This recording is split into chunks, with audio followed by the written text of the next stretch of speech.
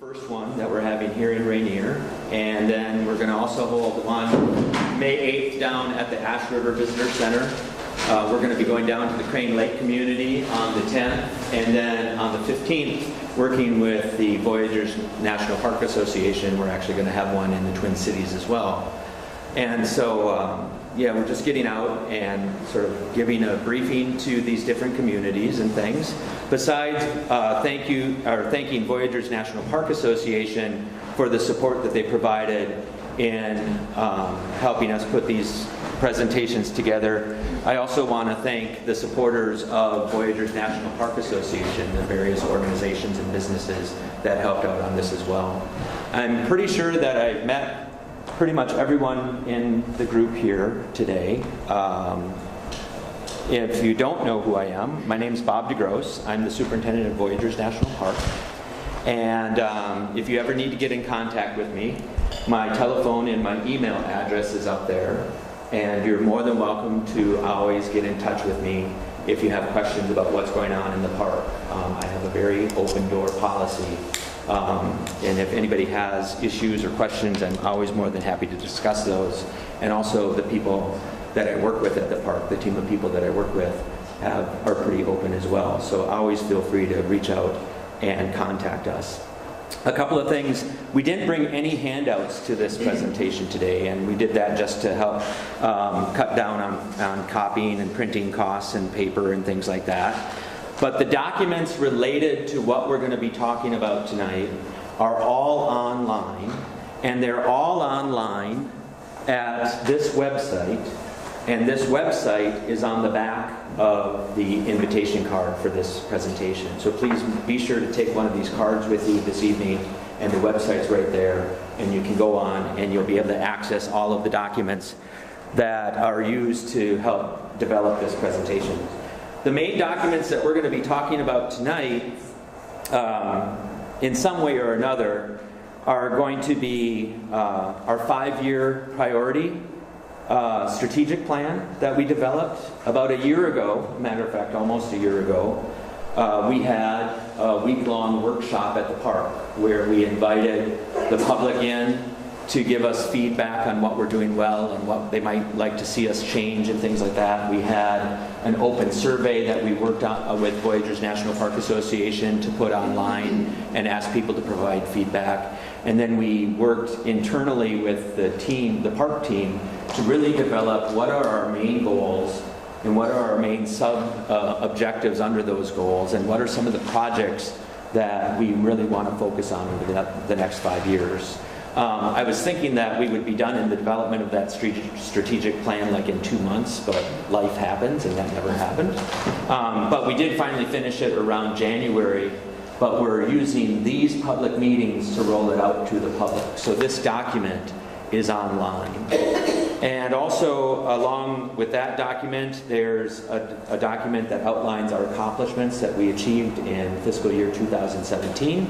And what we are hoping to achieve in fiscal year 2018. And our fiscal year for the National Park Service is the same as the federal government's fiscal year. If you're not familiar with it, it starts on October 1st and goes through the end of September. So what we're going to be talking about tonight are basically the high-level goals and sub-goals of the strategic plan that were developed resulting from that workshop. We're going to be also talking about the 2017 accomplishments, the 18 planned work. And to be respectful of everyone's time, I'm trying to keep this to about 40 minutes. At the end of the presentation, of course, we'll take most questions, but during the presentation, if you have a burning question, you can go ahead and throw that out. We'll have a discussion about it. And then if time allows, I also want to go into some analytics related to the park, some statistics and things, and also we want to talk about the natural resources conditions of the park, and a document or a report that was created back in 2015 that talks about a high-level review of how is the overall natural resource conditions within the park and things. So getting right into this, as we did the workshops for the strategic plan, and we had the discussions related to, okay, what are our primary goals? The main thing that should not be a surprise is that our primary goals align with what we're supposed to be doing. Of course, the National Park Service preserves and protects these special areas so that people can enjoy them, you know. And so our goals should be very closely tied to that. So our first primary goal is always the first goal that the Park Service focuses on, and that's resource protection. Basically, protect the natural and scenic, cultural, historic, and wilderness resources of Voyageurs National Park and foster public stewardship for those resources. So that's our number one goal. Some of the objectives under that goal that we've identified are, you know, to preserve and manage the natural resources and the cultural resources, to do ongoing inventory and monitoring of those resources as well, and then also to conduct applied research related to specific questions that we have to what's going on in the park. And then another objective that we have is to model green practices as an organization. And that objective is really an internal one, and it's a process that I'm hoping that the park will undertake to be certified as a green park within the National Park Service. And it's really just a process that we have to go through to really look at our management and work, and making sure that we have specific objectives that we're trying to meet to be as sustainable as possible, to minimize our footprint to the greatest extent possible, and things like that. Our second goal is to provide a signature park experience. You know, preserve and protect, and also provide the opportunity for people to enjoy these places. So under this goal, you know, we're hoping to provide a range of experiences and recreational opportunities in the park to a diverse audience that connect people to the park and convey the importance of protecting this special place. And not only a special place for the nation, but obviously you, many as local residents, have a very deep tie to this place. And as we all know, a lot of people sacrifice their personal property in different manners to also assure that we have this place for everyone to enjoy today. So how do we provide those signature park experiences? And the objectives under that goal are related to improving and maintaining safety for visitors and employees. That's a very big, important objective for us as managers at the park, is how do we make sure that we minimize risks to the greatest potential, you know, but also keeping the natural character of the place, not only for the visitors that are enjoying the park, but also assuring that the employees are able to go home every night as well. Providing interpretation and education opportunities to the greatest extent possible, maintaining access to, maintaining and assessing the current infrastructure and visitor facilities at the park, and assessing what are the possibilities for new parks, or for new facilities in the park. We are a fairly new park in the National Park Service. 2016 was the National Park Centennial, the centennial of the agency.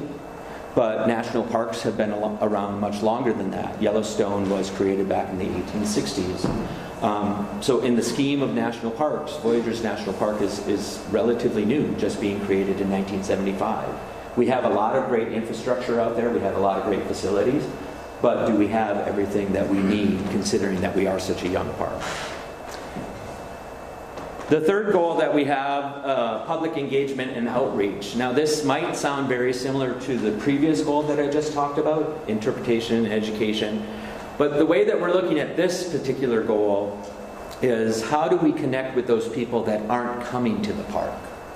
How do we encourage people to recognize that Voyageurs National Park is one of the now 60 crown jewels of the National Park Service across the country?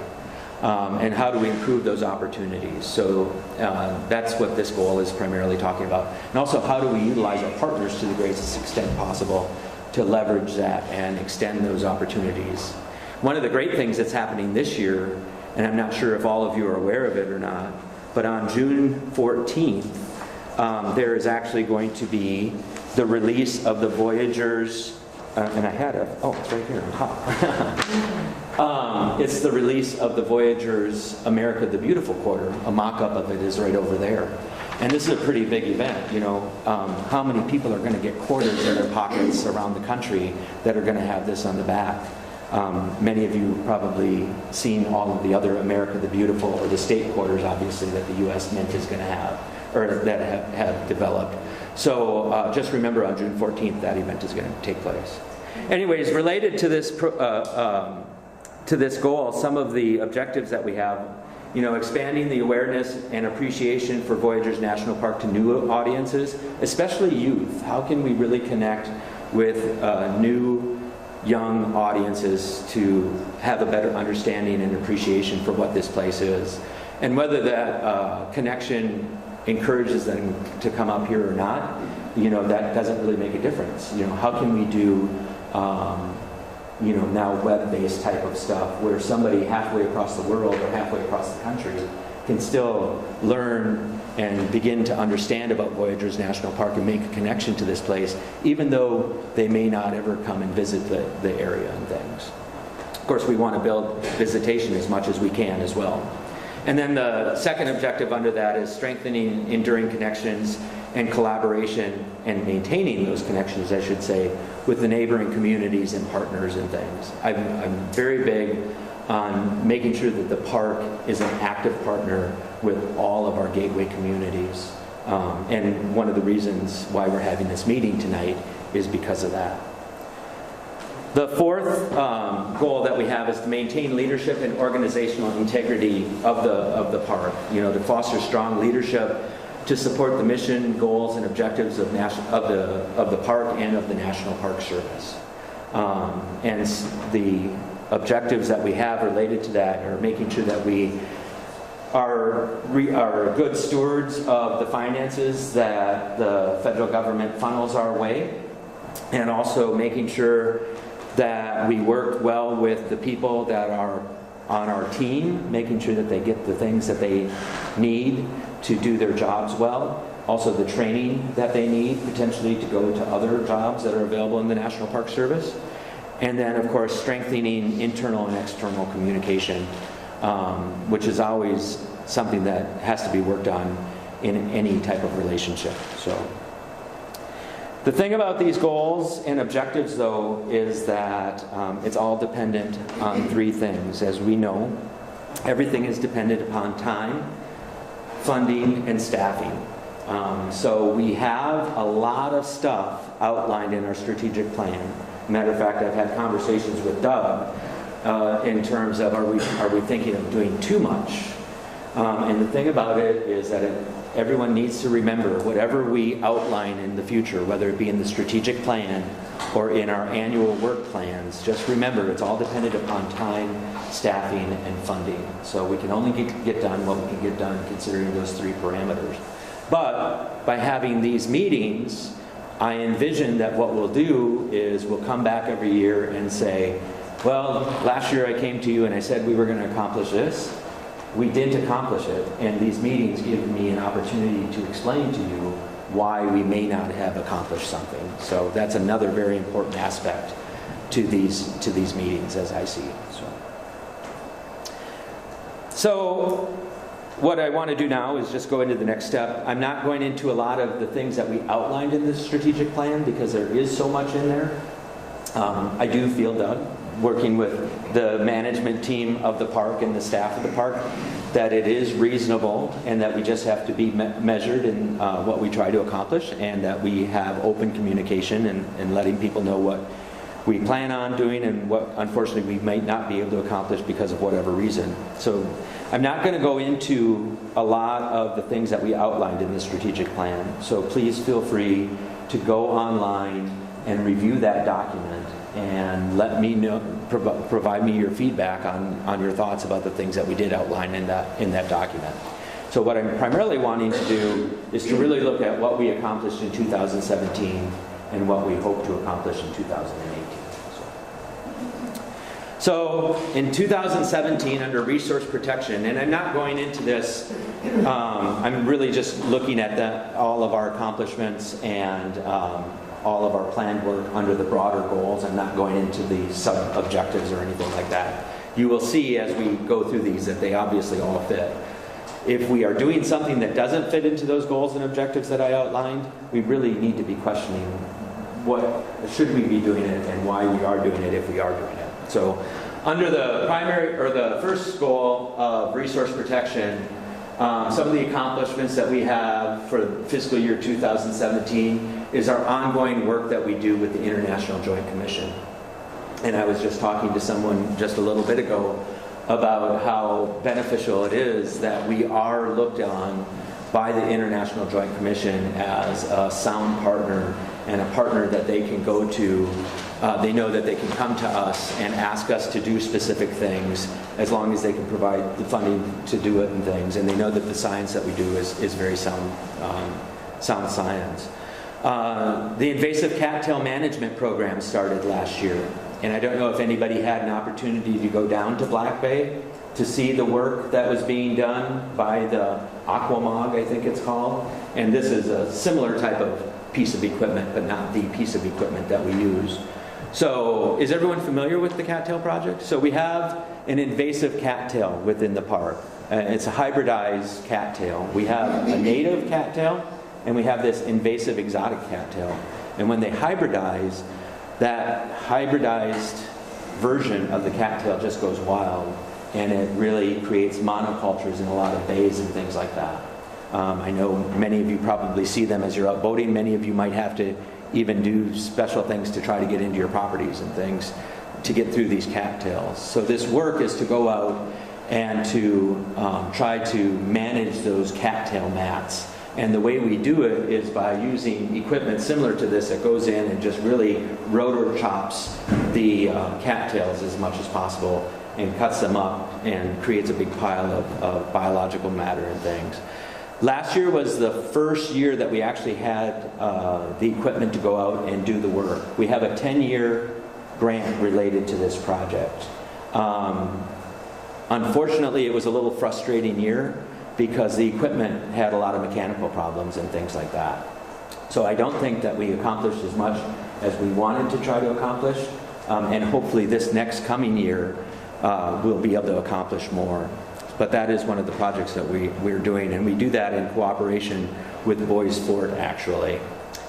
And also, I forget, Christina, do you remember the name of the organization that gave us the grant? The Initiative Foundation, I think it's called. Yeah. So that's a project that we're working on. That started last year, and again, it will be ongoing for 10 years. We worked very closely with the Minnesota DNR and the Minnesota Pollution Control Agency to start looking at what's going on with these algae blooms that we're having in a lot of the different areas of the lake and things like that. Again, we were able to work to get funding through MPCA and Minnesota DNR to start this work. So we're doing a variety of different projects to see what's causing these algae blooms and how can people detect where these algae blooms are, because they're not always visually noticeable because of the blue-green algae and things like that. And we also did the development of a variety of different educational materials that we provide to the public related to how to recreate around where these algae blooms are and things. One of the big things that our resource management division does under this goal is to conduct inventory and monitoring, and again, like I said, applied research. So some of the things that were accomplished in terms of in terms of those three elements, under natural resources, we do very extensive air and water quality testing within the park.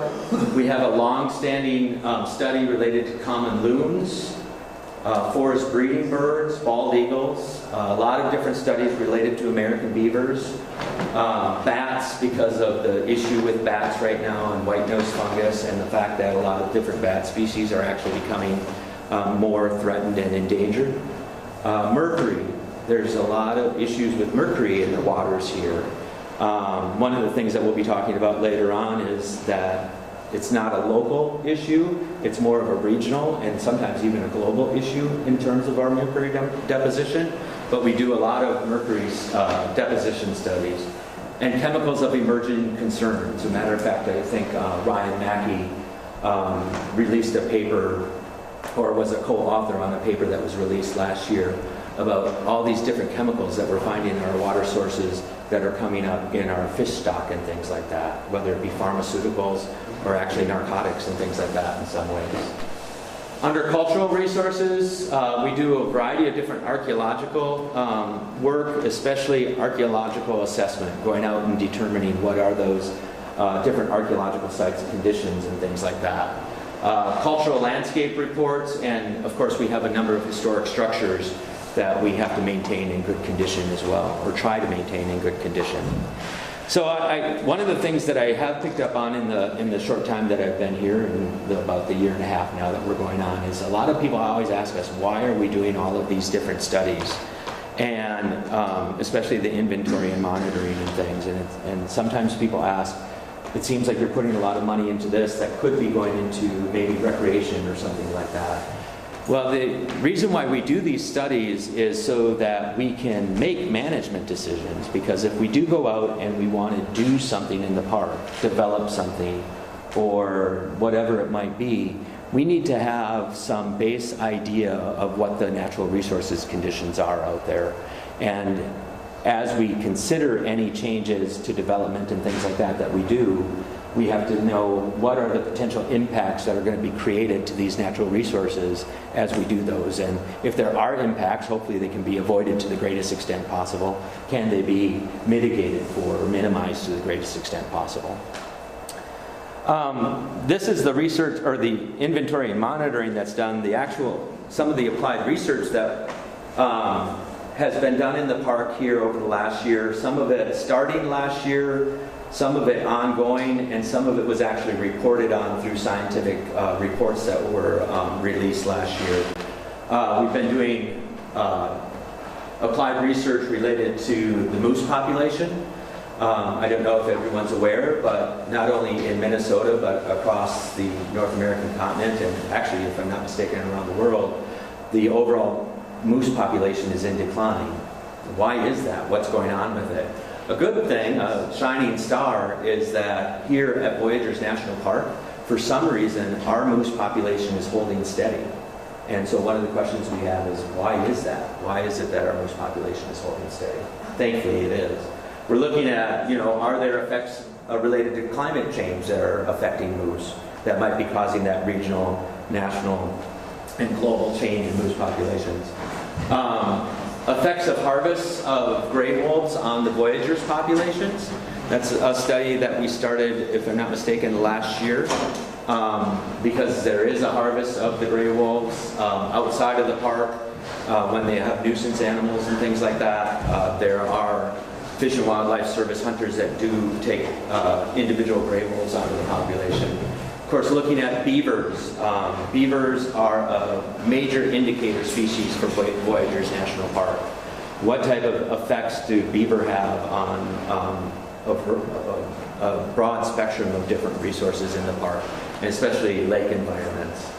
Bald eagles. Mr. Grimm, how long has the bald eagle study been going on in the park? 1973. 1973. I think it's one of the longer standing bald eagle studies and things. I don't know if people are aware that one of ours, I was just talking to Mr. Grimm here about this, that one of our eagles that was banded 23 years ago? 22 years ago, was actually spotted down in Iowa this last winter. So it's cool to be able to have a long-standing study like that, where you can track birds when people find their bands. They were able to see the bands through binoculars and things. So eagles are another one of those indicator species that we're always going to be studying what their effects are. Last year, there was actually a report released that park scientists were co-authors on that reported that the measures that we're taking here at Voyageurs National Park related to assuring the protection of eagle nests and minimizing the disturbance of those eagle nests in close proximity to campsites is actually having a benefit on the overall productivity and success of eagles and things. So that's something that we've been doing. And then different climate change adaptation planning. As climate change is taking place, what do the northern parks have to be considered? What should the northern parks be considering and things like that? And I know there's a lot of wide varying opinions about climate change, but I think the overall science is showing that our climate is changing. What the cause of it is often, quite often debated. Some other things that we did related to cultural resources. We completed the administrative history of the park. And a matter of fact, if you go onto the website and you go to the 2018 plan, the website to get to the administrative history is on there. So please try to get on there. It's a great report that talks about once the park was created, some of the management actions that took place over time. If you are interested in this, not only would I encourage you to go on to read the administrative history, but a number of years ago, the legislative history of the park was created as well. And it talks about the process for the creation of the park, actually, and the debate that took place for actually over an 80-year period to determine whether or not a park should be here in northern Minnesota or not. So both the legislative history and the administrative history are on the website that you can go to and read if you get a chance. Excuse me. We assisted Koochiching County Museum on a variety of different projects. As a matter of fact, one of those projects, this one wasn't installed last year, I don't think. The exhibit in this room is actually done in support through the park. But I do know we completed an exhibit for the Kaptogama community last year, or early this year, if I'm not mistaken. But our museum staff is working very closely with Koochiching County Museum to help install and develop a variety of different exhibits. Trying to maintain those historic structures that we have out there. We started rehabilitation of the Garrett and the Middet cabins. The Garrett cabin is near Dove Bay on Rainy Lake Basin, and the Middet cabin is down on Grassy Bay off Sand Point. And those are just two of, we have a variety of different historic structures that we maintain out there. So we rehabilitated those. We prepped and started projects related to the Casaretto cabin. The Casaretto cabin is located down just off from Crane Lake, off the northern border of Crane Lake. And we started roofing and painting the historic structures out at Hoist Bay. So it's always a lot of time and money and staff to keep those historic sites in good condition. Other things that we did for cultural resources, we implemented the Kettle Falls Historic Furnishings Plan, which is it's been established to maintain a feel for what the Kettle Falls Hotel should look like as visitors go out and stay and experience that spot. We're trying to keep it sort of in that 1930s, late 1930s setting, so people have a feel like they're going back in time. We want to make sure that it sort of stays in good condition in that way. We are doing an archaeological investigation for Kettle Falls, and we are working with Voyageurs National Park Association. We started to look at what can we do with the dam overlook there and the trails to make them more accessible so that people can, with all different types of disabilities and abilities, can go up and enjoy Kettle Falls. The work hasn't started for that yet. So we just started the process for that whole project in 2017. Matter of fact, here in just a little bit, we're going to have an architect that will be going out to Kettle Falls with us to really look at what can be done for that overlook and things. And if I'm not mistaken, Christina, that architect is providing his services gratis to us as an in-kind opportunity. Yep. Through Voyageurs National Park Association. Some of the other things that we are going to be doing in 2018, we're going to continue that inventory and monitoring and applied research, because that's something that is just an ongoing thing.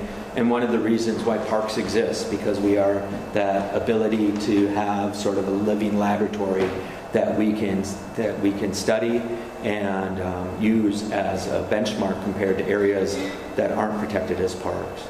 We're going to continue the Cattail project. Again, like I said, it's a 10-year project. We have funding for 5 years. So one of the things that we're going to be working on is trying to find an additional 5 years of funding from outside sources to continue that.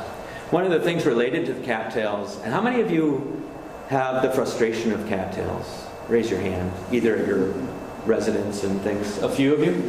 Yeah, so one of the outcomes that's hoped related to the cattails is that we will be able to, through this study, define best management practices that can be used by other organizations or maybe even other entrepreneurs that would be able to go out and help alleviate the cattail frustrations that private landowners are having as well and things. So that's one of the hopes that this work is going to, an outcome that this work is going to have. We do some terrestrial exotic plant management, primarily along our roadways. We always have an exotic plant management crew that comes out and helps us do ground-based work. And in relation to that ground-based work, we actually have a greenhouse that we maintain that we can propagate stock to go back and revegetate those places that we do that exotic vegetation work on. Some other planned work for 2018. We just started the beginning for the development of an interior lakes management plan. Do any of you recreate in the interior lakes at all? A couple of you? So if you're not too familiar with the park on the Captoga Peninsula, there's a number of lakes on the interior of the peninsula. The only way that you can get to them is by hiking into the lakes. And then once you hike into the lakes, there's paddle craft that are staged at certain ones of the lakes. So you can go online, you can rent a paddle craft. You can also rent a campsite because we have more remote, less developed campsites on the interior lakes that you can hike to. And then once you get to those interior lakes, you unlock the paddle craft, you jump into it. You can paddle from one spot and maybe the next day you have a reservation at another interior lake area, at another campsite. So you can paddle across to a different area. It's sort of unique. One of the things that I heard somebody describe it as is that Voyageurs is the best place in northern Minnesota because you have a full range of recreational opportunities. You have the opportunity to go out and explore on the large lakes with motorized equipment if you prefer. And if you want a boundary water type of experience, you can very easily get that by accessing the interior lakes of the park and camping and paddling on the interior lakes as well. So we have vessels on those interior lakes that people can rent and utilize. Now it used to be that you could take your own vessels in there if you portage them. Some of the portages are very long. So to eliminate those long portages, we put the rental paddle craft on the interior lakes. And also to help minimize the threat of moving spiny water flea from the large lakes, which are infested by spiny water flea, from moving those spiny water fleas into the interior lakes, which are not infested by the spiny water flea at all. We have this boat rental program set up on it. So we're going to be starting our interior lakes management plan where we're going to be going out to the public and asking, is what we're doing working? Should we tweak it in any manner? And different things like that. And it's also going to outline how those individual lakes might be managed, and we're doing that in cooperation with the Minnesota DNR as well. So that's one thing that we're going to be doing in 2018. We need to figure out what we are doing with Ingersoll Cabin. The Ingersoll Cabin was a historic structure that stood down just north of Crane Lake in the Narrows as you move from Crane Lake to Sand Point Lake. And unfortunately, we put a lot of money into making that building really nice. And then I think it was about a year after we put the money into maintaining that historic structure, there was a unique storm event that came through and it blew the structure down. We have the structure in storage. Matter of fact, it was actually an old, how do I say it? It's an old kit, rehab? Prefab, yeah, a prefab kit house that was built back in the 30s, if I'm not mistaken. Beautiful spot up on a bald rock that looks out over the King Williams Narrows down there. Well, the building blew down and it's in storage, and we need to figure out what are we going to do with that. So we were going to start the planning process for identifying what our next steps are for that particular historic structure.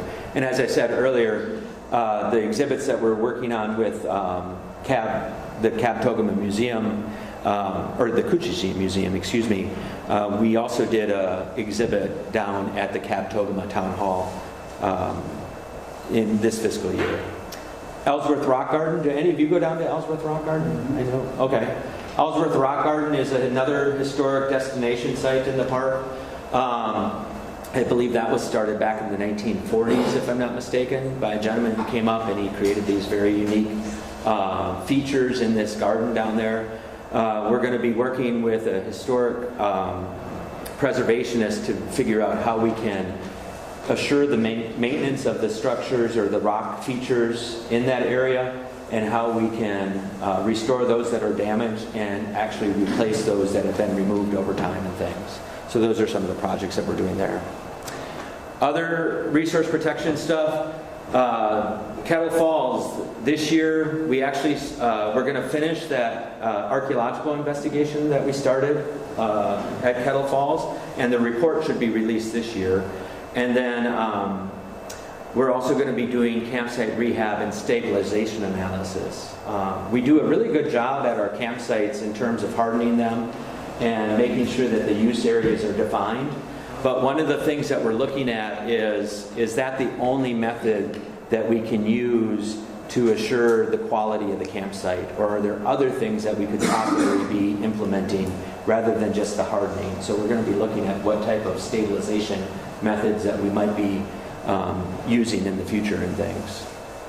So those are the things that we accomplished in 2017 and are going to accomplish hopefully in 2018 under resource protection. For Signature Park Experience, as I said, safety is the #1 thing in that. We did have a few incidents last year.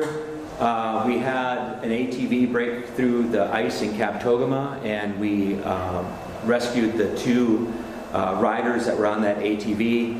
We had a boating fatality, unfortunately, in Kabetogama that was the result of negligence in a variety of different ways. And then we actually assist local communities with emergency response as well. We have a lot of staff that have their EMS and their fire training and things like that. They're volunteers with the volunteer agencies. And I just want everyone to know that we are very committed in assuring that those staff that have that training are going to be able to continue to work with those volunteer agencies and things like that. Because, again, we recognize that it's an important thing being a member of the community. We provided interpretation and education. We provide a whole suite of interpretation opportunities throughout the park, from the 3 visitors centers that we have, Rainy Lake, Kabetogama, and Ash River. We'll be talking about numbers of people who go to those interpretive programs later on. We did a winter speaker series last winter, this last winter, that over 400 people participated in. And we did a program in association with the Eclipse last year that we had over 100 people participate in. So those are people that were having one-on-one opportunities, or ranger-led opportunities to actually connect with and things like that. We also developed, we're in the process of developing a web-based video. We started that last year. We're not done with it yet. We're hoping to implement it this year, if I'm not mistaken, and we're working in cooperation with KCC TV on that, actually. And what we're looking at, what type of videos can we develop related to the park. This first one that we're doing is an informational video that we're hoping to post online that people can go to, and they can learn the different aspects that they have to be familiar with to go camping out in the park. You know, what are the things that they have to be mindful of? How can they practice leave no trace and tread lightly type of camping techniques? What do they have to know about the permitting system? Next one that we're going to be doing is we're going to probably be doing one related to the houseboats, and what do people have to do? What do people have to be mindful of if they're thinking of renting a houseboat and taking it out into the park? And then I know in conversations with KCC TV, we're also talking about what other type of stories should we be telling, and what can we do that we can post on the web for our visitors, but also maybe KCC TV can use for airing on the local cable station and things. And then we installed a variety of different educational waysides throughout different areas of the park as well last year. In terms of maintaining the infrastructure, you're all aware probably that we did the road resurfacing project last year for both the Rainy Lake Visitor Center and the Ash River area. We re-roofed the villas out at the Kettle Falls area, and we started the process of redoing all the dockage in the Captogama Harbor area as well. And then a variety of different trails off the Meadwood Road, which is the road that takes you to the Ash River Visitor Center. There's a variety of trails off from there, and so we did a lot of work on the different facilities for those trails. Has anyone gone on any of those trails down there? There's the Cab Overlook Trail. There's the Echo Bay Trail, the Sullivan Bay Trail, and things like that. They're all great opportunities to get out and explore. One of the things that I often hear from the park team is that, oh, you know, people might travel up to this park and they can't go out and explore it because they need a boat. Well, actually, there's a lot of opportunities to go out and explore on those trails on the Meadwood Road and in the Cab and Ash area that people should take advantage of. Other things, rehabbed 25 campsites on the Namakan Basin. And when we talk about the park, we actually are broken down into two districts, just so everyone's aware. We have the Rainy Lake Basin, or the Rainy Lake District, which obviously is the Rainy Lake area. And then we have the Namakan District, which is all of the lakes in the Namakan Basin on the south side of the peninsula. So we did 25 campsites down in the Namakan Basin. We did a lot of work on the Cruiser Lake Trail, and that trail actually takes you from the Namakan Basin up to the Rainy Lake Basin, or vice versa, and it's down further on the eastern end of the Cap Peninsula. Great trail, by the way. I was talking to somebody earlier. I had an opportunity to go out on a houseboat excursion with a bunch of my family members this year. The most surprising thing was that we didn't kill each other, but no, I'm just kidding. Because there were 8 of us on the houseboat. But not only that, but we got out to Anderson Bay, and we did a lot of the hikes out in that area. And it's a great opportunity to go and explore and things. We rehabbed a bunch of different docks and trailheads across the park, and we redid the windows at the Rainy Lake Visitor Center. And then we are doing a bunch of remodeling for our employee housing. We have an employee housing space down near the Ash River Visitor Center. It's called Whispering Pines, and that's a place that we have all of our seasonals, or many of our seasonals live in that area. New docks. We worked closely with the the Joint Powers Board related to the sewer project. We're working very closely with them in terms of how the sewer project is going to move forward down in the more rural gateway communities down to the south of us, but also working closely here in the Island View area, getting the Island View section of the sewer project connected to the Rainy Lake Visitor Center area. And we also just implemented a new paddlecraft launch area at the Rainy Lake Visitor Center. And again, that project was done in cooperation with Voyageurs National Park Association and through financial support from Recreational Equipment Incorporated, REI. And that's actually going to be opening this year. I don't know if you've seen it yet, if you've been down in the boat launch area. It's over by the picnic area. As you drive in, it's over to the south.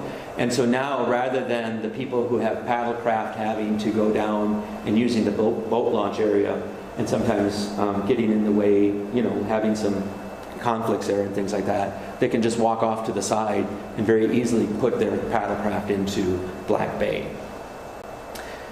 We're looking at doing some work down in the Makuta area. Makuta is located down in the Crane Lake region of the park, off from Makuta Lake. We're looking at implementing a hiking trail in that part of the park, because one of the things that we hear from the Crane Lake community quite often is that they would like to have more recreational facilities like that. And also, if you're not familiar with it, there is a 5-space or 5-site campground off from Makuta Lake down there. And we're looking at realigning that campground off Makuta Lake. We're doing that for 2 reasons. One is to protect archaeological resources in that area. But another reason why we're realigning that campground is because of the 5 spaces, only 2 of them are really used quite often because they're the more ideal. So we're going to realign that so that the other campsites down in that area are more attractive to people who want to use them as well. More planned work for 2018. I don't know if you're familiar with the fact that we had a cattail mat down on the cab, in the Cab Narrows area that we sort of squirreled away back in Rudder Bay. So we have to deal with that cattail mat that's back there. We had to be very careful this winter operation season with the snowmobile trails and things like that, because there were some obstructions related to that cattail mat. Thankfully, nobody had any injuries in relation to the facility down there, or to the obstruction down there. Hopefully that's because people just being mindful of how to operate their snowmobiles, and also because of our messaging. We have a lot of stabilization to do at Kettle Falls. At the close down of the hotel last year, we discovered that the subfloor to the kitchen is rotting away, basically. We were able to get into there and do some emergency stabilization to shore up that kitchen floor so it didn't collapse. And now we have a more long-term project where we have to go in there and really engineer and figure out what we're going to do. Right now, the short-term fix, I'm told from the maintenance crew, is only going to last maybe 2 years or so. And so now we have to go in and engineer and see what can be much more long-lasting than just 2 years. We're going to be implementing permit kiosks at each of the visitor centers and at one of the resorts down in the Crane Lake area, so that people can go in if they don't have their permits related to their camping or anything like that. They can go in and there'll be a computer kiosk there, so they can go in and just take care of that on their own without us being involved with it. And again, that's a project that's being supported by the Voyageurs National Park Association as well. We have the docks to finish in Captogama. We're doing work on comfort stations at each of those trailheads along the Ash River Road. Cab Ash Trail, we're actually going to be working with the Youth Conservation Commission, or Youth Conservation Corps, thank you. The Minnesota and Iowa Conservation Corps. This is a great opportunity to actually connect kids with working in nature as well. So we have a group of about 20 kids that come and work with us for 2 weeks, and they get back into the Cab Ash Trail, which is a hiking trail that takes you to Captogama, to Ash River, the community of Ash River, and they do a lot of the clearing and trail maintenance along that route. And as I said, another thing that we're doing at Ellsworth Rock Garden, besides working with that conservator to figure out how to maintain the rock elements of the garden, we're going to be implementing a new dock at Ellsworth Rock Garden, which is going to be able to support more boats, and we are going to be implementing an accessible trail in that area so people can leave the dock and get out into the site along that trail.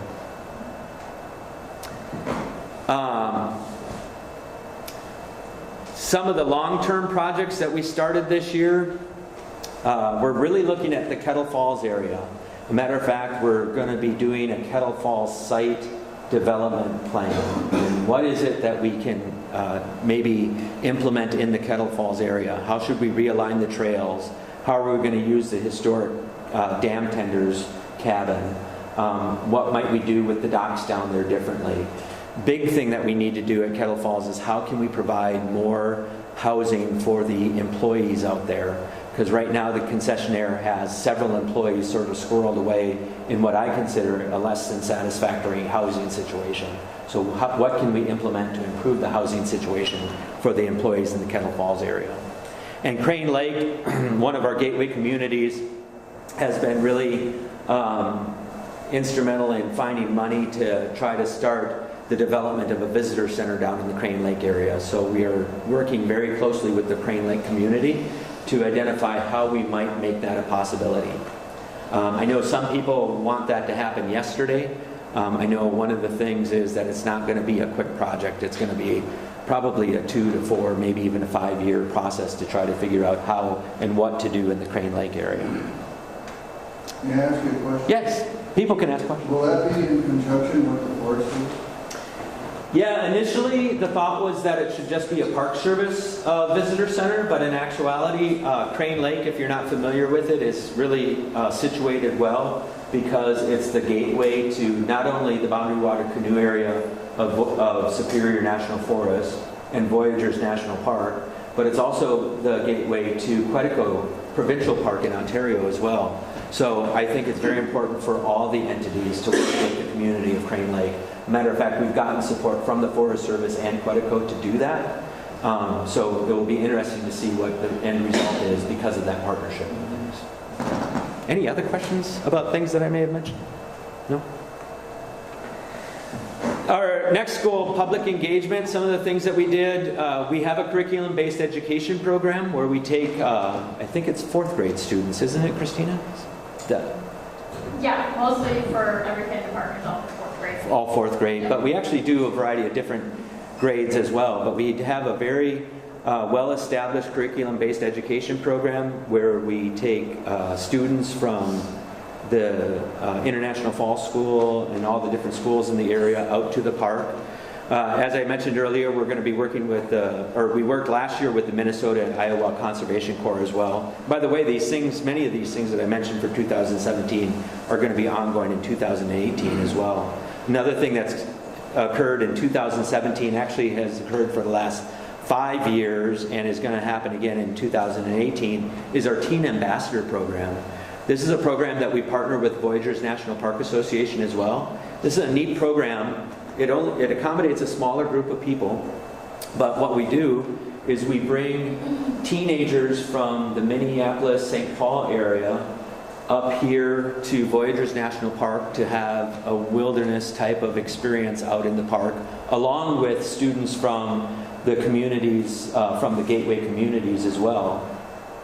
And then we also take the students from the Gateway communities to go down to Minneapolis-St. Paul to continue the experience with the students from the cities at an urban park down in the Twin Cities, Mississippi National River and Recreation Area. They go paddling out on that for a couple of days and everything. So it's a great opportunity, again, to reach out and make connections with those different groups and things.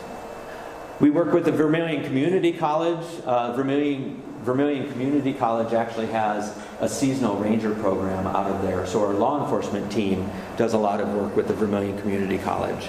We do a variety of different community events. We get involved with the 4th of July, Rainier Days, Voyager Days down in Crane Lake, and we just stay involved with all of those different community events.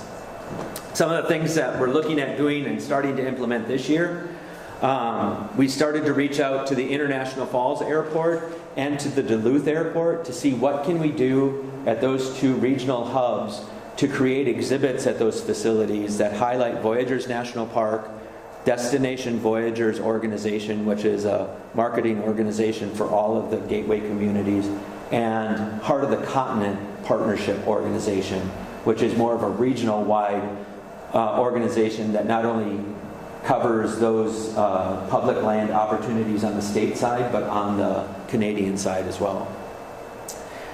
Doing a lot of different work on the social media, on our social media and web and video development, as we mentioned earlier. Mentioned the coin release. We're expecting about 400 to 600 people coming for this coin release on June 14th. There are a bunch of coin enthusiasts out there. Yeah, there's a bunch of coin enthusiasts out there that are actually traveling around the country and going to all of these different events. So the Mint, we're working very closely with the U.S. Mint. Matter of fact, the director of the U.S. Mint out of Washington is going to be here for that day. And they're telling us to expect about 400 to 600 people. Another thing, we haven't gotten a lot of legs to this yet, but another thing that we're looking at hopefully doing is to do a Wounded Warrior opportunity at the park. And we're looking actually if anybody is involved with an organization out there that would like to partner with us, whether that be a canoe trip, whether it be a snowmobile excursion during the wintertime or something like that. We'd really like to implement some type of Wounded Warrior, which is a national organization, to bring those people up here and really get out and enjoy the park and things.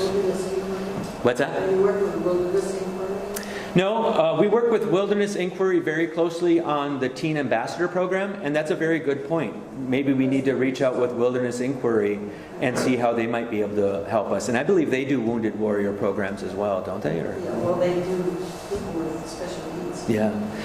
I know I was talking to some of the snowmobile clubs and hoping that maybe we could work with them to do some type of winter snowmobile excursion, but it would be great to have a summer excursion too. The fourth goal that we have, last year we completed this strategic plan. We had our public meetings related to that. We actually support a lot of national efforts through the National Park Service and the Forest Service. We send people out to all the large fires that you hear about. We send people out to help with hurricane response and things like that. And I'm very committed to assure that we continue that commitment to help out in those events, because not only obviously is it great to help out those communities, but it's a great career building opportunity for the individual team members that do that. And then we implemented the houseboat permit system last year. This year we're starting this annual reporting meetings process. We need to assure the continuity of our air operations. We do have air operations in the park here that we use primarily for research purposes. We do low-level circular flights for reconnaissance of moose that have radio collars on them or bear that have radio collars on them, to go out and assess whether eagles are nesting or not. We have a plane that we have here, and unfortunately because of our financial situation, we have not been able to rehire a pilot. So we've been using alternative ways to try to get a pilot here, whether that be using a retired pilot from the Park Service that lives in the community that we can use on occasion, or actually bringing pilots down from Alaska. We're looking at potentially, are there opportunities for us to contract out for this service and things like that? We have the need for the air services, and we don't have the amount of money that it typically takes to continue those air services. So it's one of the things that we're really looking at, seeing what we can do in an alternative manner. We have a huge park vessel inventory. We have about 45 vessels. And do we have the right number of vessels? Do we have some vessels that are really outdated that we should replace? How can we assure that we have the right fleet and have the right number? Do we have too many? Can we cut back in some ways? We have to maintain a respectful workplace, and this is more of an internal thing, and I don't know if you've heard it or not, but nationwide, the National Park Service has had a very poor track record related to creating hostile work environments. I'm very thankful here that our team of people that we work with are very respectful of each other, but how do we assure that that continues on that course? And then seasonal housing. We have a big need for seasonal and volunteer housing. Right now we have no seasonal housing up here in the Rainy Lake district of the park, in the International Falls area. So what could we do alternatively, rather than just the Park Service building something? Could we work with a partner to figure out how we could potentially provide seasonal housing or volunteer housing at some of the places that we have to do that? So that is our extensive list of, that is our extensive list of things that we accomplished and things that we hope to accomplish. I might say, obviously in the reports, it is not just a bulleted list. There's some detail in there, of course, and many of the things that I didn't even mention. So hopefully, if you get a chance to read the report, I hope you can. We have gone for about 45 minutes or so now, maybe a little bit more than that. I'm more than happy to stick around to go into some of the analytics and some of the other things that people might want to hear about, but I understand that I don't want to take you too long. So if people are okay, please feel free to get up, and if you have to leave, I understand completely. But we can very quickly go through some of the analytics, which what we're looking at primarily, the report has more analytics than I'm talking about here, because again, I was trying to keep this shorter. But I was going to go over here our visitation, our visitor center contacts, our visitor use days, which are basically the people that are going out into the park and utilizing the park, our budget and staffing, talk a little bit about what deferred maintenance is and what our deferred maintenance picture looks like for the park, and then talk a little bit about the economic benefits that parks create for local communities. Matter of fact, we just released today our economic benefits report, so I'm sure the paper will probably be picking that up. Very quickly, this is our visitation. You can see we're averaging about 230,000 visitors on an annual basis and everything. We had a spike in 2016, and a lot of parks saw a spike in 2016, and that was probably because of the hype related to the centennial of the National Park Service and things. But on average, we're averaging about in the 230s, high 230s or so. So that's what our park visitation looks like. And if you go on to the report, there's a web link that takes you to the National Park Service's statistics page, and there's a report on that statistics page that explains to you about how we calculate our visitation numbers. Another reason why I'm doing this meeting is because I found through my career the National Park Service, not only the National Park Service, but all agencies, create all of this stuff. We collect all of this data, we create all these reports, but nobody knows where it is, right? So now all of this is in this report that you can get, and there's web links right on it that you can just click on. Visitor Center contacts, you can see our totals. Again, a spike in 2016. Our totals are about, up in about 25,000 or so that 25,000 people that are going to our visitor centers and stuff, which is not atypical. A lot of parks, and especially smaller parks or lesser known parks, a lot of people aren't going to the visitor center. This park, we don't have an entrance station. People aren't being funneled through one point of contact. People are coming in from all over the place. I will say a lot of our visitation is probably the local residents that have a deep understanding of the place, or people who have been coming here for years and years and years, and they have a deep understanding of the place. And the likelihood is, they don't have to go to the visitor center because they understand where they're going and things. Visitor use days, you'll see here, and it's broken down in Rainy, the Namakan district, houseboats on Rainy. So these are campers that are going out into the park. So campers on Rainy and Namakan, and then people who are going out on houseboats on Rainy and Namakan. Now, remember, we just started our permit system back in 3 years ago for camping, and we started the houseboat permit system just last year. So a lot of this assessment is really done through statistical analysis of visitation on specific days throughout a year and things like that. So I question how accurate this is. Now that we have the permit system, one of the benefits of the permit system is that we're going to have a more concrete understanding of how many people are coming to the park, how long they're staying at the park, what areas they're going to in the park and things like that. But from this, you can see that we're averaging about 70,000 visitor use days out in the park. Now, what does a visitor use day mean? A visitor use day means that, okay, I am going out to go camping at one of the campsites. I fill out a permit. It's myself and 4 other people, and we're staying for 5 days. That isn't just 4 visitors. That is actually 20 visitors. So it's number of visitors times the number of days they're utilizing the park. So I didn't break this down deeper to sort of figure out how many visitors this breaks down to or anything like that, but you can see that we are averaging up into the 70s to 80,000 visitor use days and things. Here I broke it down in numbers so you can see a little bit more on individual basins and things. In 2017, our numbers for the Rainy District were 16,000. Our total number was 53,000 visitor use days, roughly, for 2017. Our total number for houseboats in 2017 is around 40,000 visitors or so. It was interesting to me to see where these permits are coming from now that we have the ability to get the permits. Obviously, most of our visitors are coming from Minnesota and Wisconsin. That's no surprise. Illinois, Iowa, Colorado. It was sort of a surprise to me to see how often Colorado comes up in here and how many visitors are coming from Colorado. We need to have more conversations, especially with the houseboat vendors, because they have long-standing relationships with the visitors that are coming back and back every year. So, Any questions about that?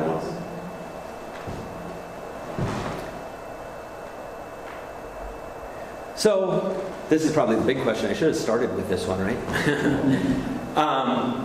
Revenue is of interest to people. We've implemented this camping process. We're starting to charge people now for going out into the park and recreating. And there's a lot of different opinions. I will say that most of the opinions that I've heard about this are positive. A lot of people like the fact that they can make a reservation for a site and they can come up and they know they can go out there and get to the site and set up and stuff. So I've heard a lot of positive about the reservation system and a little bit of negative about the reservation system. About the fees, you probably heard the fact that the Park Service is being told more and more to try to generate more fees because those fees stay in the park now. It used to be that when the parks generated fees, they didn't stay in the park. They got sent off to Washington, they got folded into the general fund, and then they were redivvied up amongst all the different agencies and things like that. Now when we generate fees, we can keep those fees, 80% of those fees in the park. So here you can see that for the camping and houseboat revenue for 2017, we generated about $33,000 for all of the campers that were going out there. All of the projects that we do, you can see that we're actually expending more than what we're taking in. And this is only the expenses related to campground maintenance type of work. This is not related to the maintenance of the historic structures. It's not related to research or anything like that. Basically, when the campsite fees are coming in, we're putting campsite fees or camping fees back into maintaining the site so the people who are paying for the sites have a quality opportunity out there. Yes? How has the budget changed relative to the fact that you're taking in $33,000 in terms of funding coming through the mid-reservation and through the national budget? The budget hasn't changed at all. So they're not taking away money from us because we're starting to bring money in. All the money that's being generated in the parks are staying in the parks. And thankfully, the National Park Service, although there's always a lot of debate about the federal budget and things like that, thankfully the National Park Service tends to fare pretty well when the budget discussion comes up. We never have as much as we'd like, and I don't think anyone does, right? But thankfully, we don't see a lot of big cuts that a lot of other agencies do. So, related to your question in terms of budget, this is our budget over the last 5 years. So basically, our budget for operating expenses, which is both our personnel expenses, which we operate around an 80% personnel percentage. And about 20% of our budget goes into fixed costs. Leases, fuel, equipment, things like that. So our budget is running around $4.3 million. Yeah, so it's doing pretty well. Yeah. Now, ONPS projects are projects other than those fees going back into the park. So the only way we can get work done beyond our operating budget is to ask for funds for different things. So we are constantly actually creating grant requests to our own agency to get money to do work. And so every year you can see we've been averaging over and above our operating budget. We've been getting an additional anywhere from about $600,000 for additional projects. Things like getting the Minute Cabin refurbished, putting Ellsworth Rock Garden, all of Ellsworth Rock Garden would be coming from that ONPS budgeting and stuff. Yes? Could you go back one? Sure. Yeah. That's not me. It strikes me that the cost of collection is awfully high compared to what you're actually collecting. It's virtually a third, isn't it? It is. This year, the National Park Service has implemented a policy that says that 55% of our funds that we generate need to go into deferred maintenance needs. And we're not allowed to exceed 45% for cost of collection. One of the reasons why our cost of collection is rather high, that's going to change this year because of a change in personnel and everything like that. It's a long backstory and things, but we will probably be getting a lower rated employee to fulfill the needs of managing the money that's coming in than what we currently have in that position. Yeah, so that cost of collection dollar amount is going to You be... view that as pretty high. We view that as high as well. Yeah, and a matter of fact, like I said, this year we have to maintain that 45-55% split. So this year, some of that cost of collection is going to be covered by our operational budget because of the expense that is related to it. So, Thanks. yeah.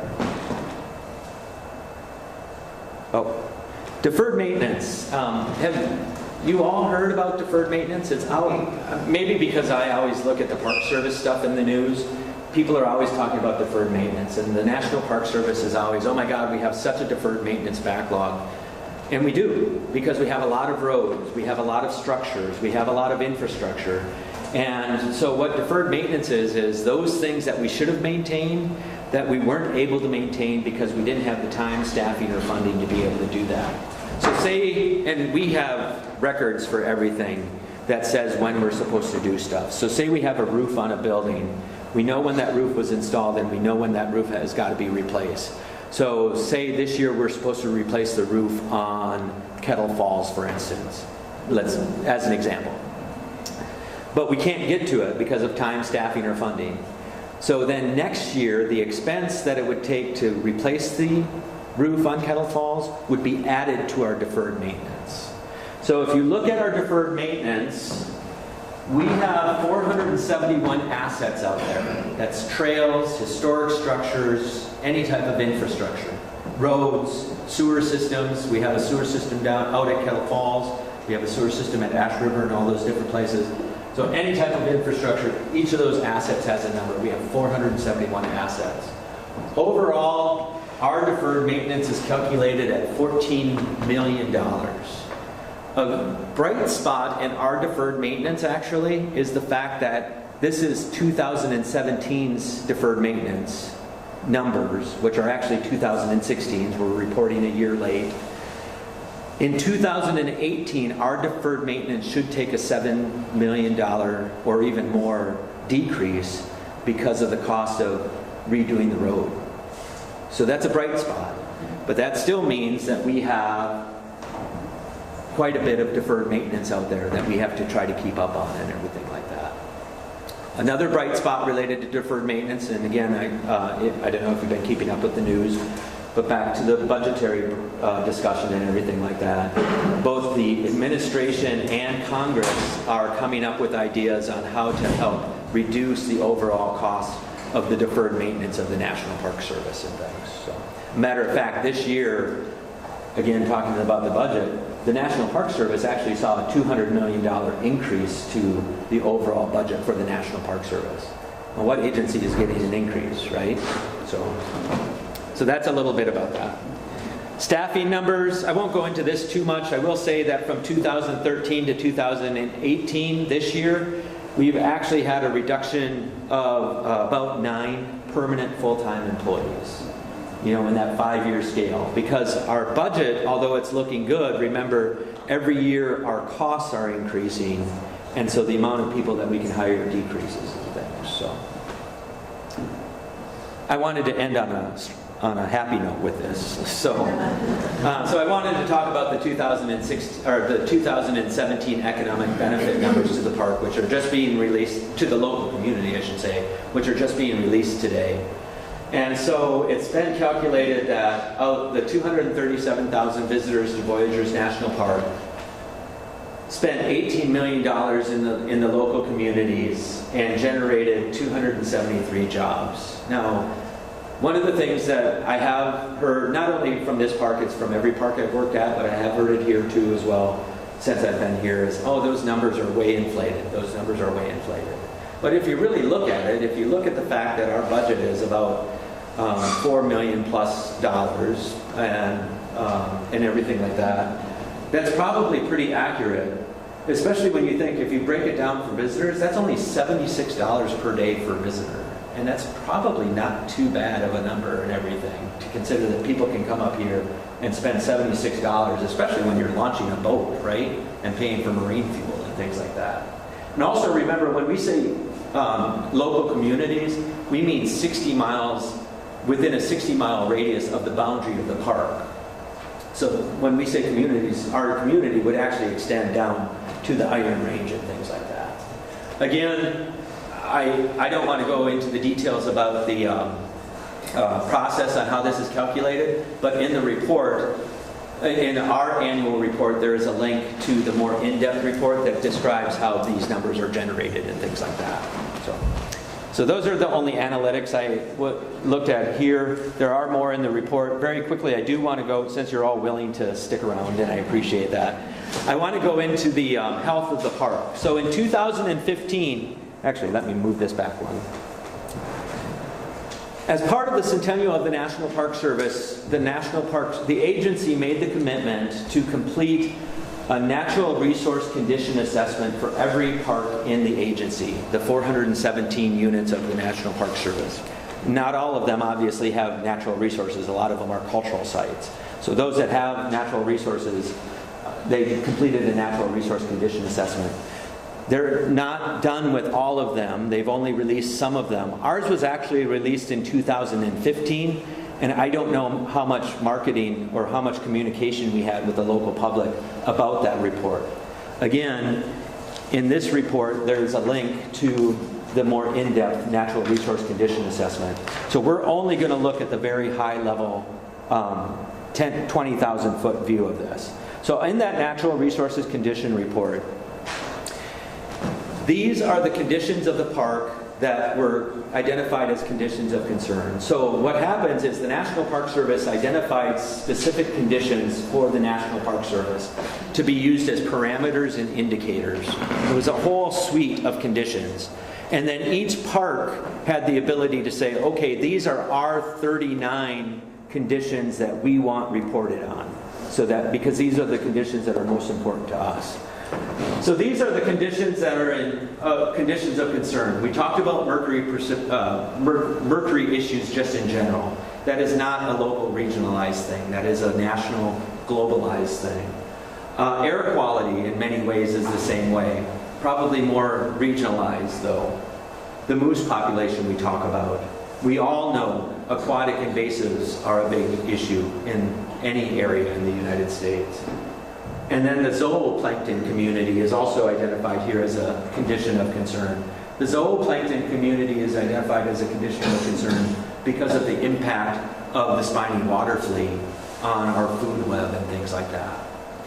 So you can see that these are conditions of concern that are either improving. Actually, it's a great thing that the mercury issues, we're seeing some improvement in that. That are either staying the same or some that are declining, like the zooplankton and things. The conditions of moderate concern include water quality, more air quality, vegetation structure. The water quality issue, I've had conversations with a lot of people. You know, this algae thing. What is going on with this algae thing? What's causing it? How can we mitigate for it and things like that? How can we work regionally to assure that our air quality can be improved? Whether that's being aware that a new facility or a big plant of some sort is being developed or something like that, and staying involved with that and understanding what type of pollution it might create and how those pollution concerns might be mitigated or minimized. The vegetation structure and composition is probably more about exotic species as well. What type of impact are exotic species having on our terrestrial system? The emerald ash borer, different things like that. again, wanting to end on a good note, I put the green ones last. And actually, I'm very pleased to see, many of our conditions are doing pretty well. Overall, our water quality is great and it's improving. We're identified as a special water resource for the state and everything like that. And how much of the sewer project is benefiting this particular condition. And once we finalize the sewer project, how much more of a benefit is it going to have? Land cover change, road density, thankfully, we don't have an issue with that. Our fish communities are staying pretty stable. Impervious services in the park itself, we don't have a lot of infrastructure and facility that creates impervious surfaces. The zooplankton community, I find this interesting, that although our zooplankton community is taking a hit probably because of the spiny water fleet, the benthic community, lower in the lake column, is not taking as much of a hit. And our lightscape. A matter of fact, one of the things that we're not going to probably start in too much depth this year, but we're going to try to seek international dark sky region designation, not just for a park, but really looking at the whole region, Quetico, Boundary Water Canoe area. The visitor center lights. And one of the things, one of the things that we'll have to do as part of achieving that designation is to do an assessment of our own facilities and determine how those facilities can be modified to minimize that impact. Thank you very much for sticking with me. I apologize this has taken a little bit longer. I'll be more than happy to stick around afterwards to take questions rather than taking them in the group setting here, because I know people have other things that they want to do.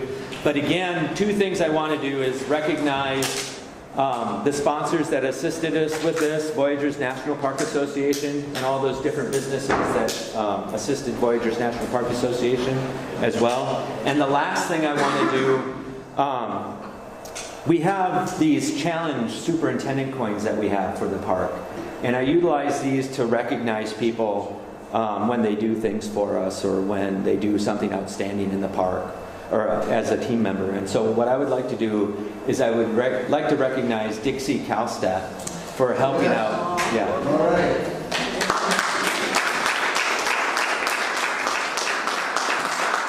And not only do I want to recognize Dixie for helping out with Christina in setting up these meetings, but a lot of other meetings that I put on our plate and things like that, but also for helping me inboard into the position. She was fairly new as the administrative assistant when I first came on. She helped me get my legs under me very much, and I appreciate that. And for those of you who don't know, and I hope it's okay, she's going to be moving to a different position in the park actually in about a week or so. So I just appreciate everything that you've done for me. Thank you very much. Again,